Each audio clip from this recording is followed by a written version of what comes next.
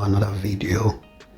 In today's video, I'll be giving the difference between living in the UK and living in Nigeria, and this will be based on my personal experience.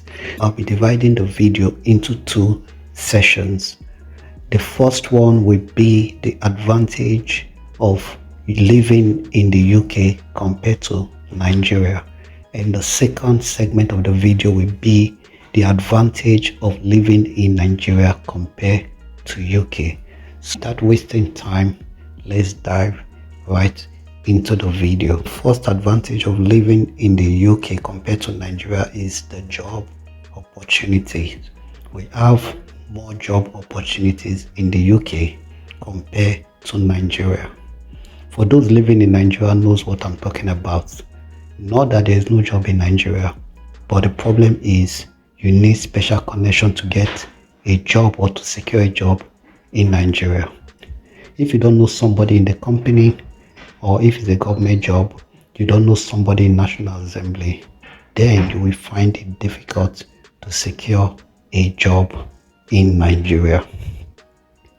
And the second reason why UK is better off than living in Nigeria is social status. The gap between the rich and the poor in Nigeria is really high compared to the UK. You cannot distinguish between the rich and the poor in the UK. The third point is the credit facilities. UK has better credit facilities. You can buy anything here in the UK without having money, as long as you have good credit score. But in Nigeria, it is difficult to access loans and other credit services. Access to those services are given to the extremely rich people. The poor masses cannot access credit services in Nigeria. And that leads me to the fourth point: security and transportation system. It is better than Nigeria. You know, when you are in the UK, you are not afraid that somebody will come and kidnap you. You are not afraid that your family is in danger. Buses are running. The transport system, the trains, the tram, everything are working effectively and very well. So you don't have any reason to be afraid. In Nigeria, the transport system is not as effective compared to the UK. So that is why most of the people have or see the car as necessity. But in the UK, cars are not seen as a necessity. In fact, getting a car in the UK is even more expensive to maintain. You know, that is why some people say, instead of buying a car, I'd rather use public transport. And the fifth point is free education.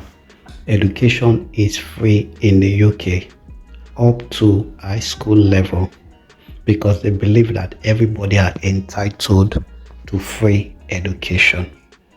Healthcare is also free in the UK because the government sees these things as basic necessities of life. You know that everybody are entitled to free education, everybody are entitled to free healthcare. So these are free in the UK compared to Nigeria, where you have to pay.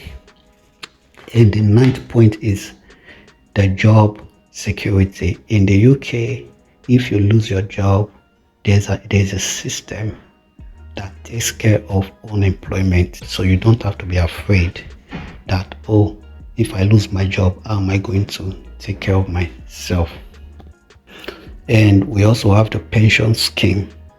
The pension scheme where when you're retired, there's amount of money that is being taken from your account every month that is saved toward your retirement, so that when you are retired, this amount of money will be given to you and you can use it to invest or start life. So another point is the constant power supply. Since I've been here in the UK, I have never seen power cuts. I've never seen that, oh, NEPA have taken light to no light, and NEPA will bring light 6 p.m. There's been constant electricity in the UK. You don't need to think about, oh, how will I charge my phone, or think of carrying power banks everywhere you're going. Constant electricity.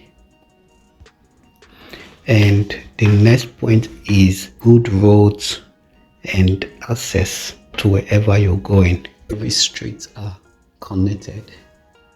So you don't need to bother about, oh, my car's shock absorber is damaged, or this thing in my car is damaged because of the bad road, and the road is flooded, so it's damaging my car. You don't need to think about those things because the road is properly maintained.